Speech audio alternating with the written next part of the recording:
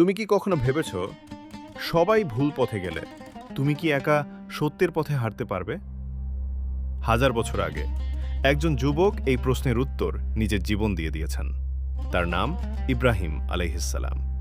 তিনি জন্মেছিলেন এমন এক সমাজে যেখানে মানুষ নিজের হাতে বানানো মূর্তিকে ঈশ্বর বলে মানত।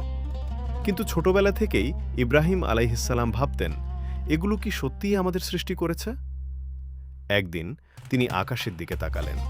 প্রথমে দেখলেন একটি তারা, বললেন, এটাই কি আমার প্রভু? কিন্তু তারা ডুবে গেল। তারপর দেখলেন চাঁদ, বললেন, এটাই কি আমার প্রভু? কিন্তু সেটাও হারিয়ে গেল।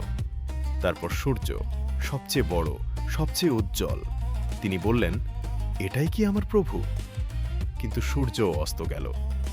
তখন তিনি বুঝলেন, যা ডুবে যায় তা কখনোই সত্যিকারের প্রভু হতে পারে না। তিনি ঘোষণা করলেন, আমি মুখ ফিরিয়ে নিচ্ছি সব মিথ্যা থেকে। আমি বিশ্বাস করি একমাত্র সেই স্রষ্টাকে যিনি কখনো হারিয়ে যান না। এই কথার জন্য তার নিজের পরিবার, তার নিজের সমাজ, সবাই তার বিরুদ্ধে দাঁড়ালো। এমনকি তার নিজের পিতাও। তারা তাকে থামাতে চাইল, ভয় দেখালো। শেষে আগুনে পুড়িয়ে মারার সিদ্ধান্ত নিল। বিশাল আগুন জ্বালানো হলো।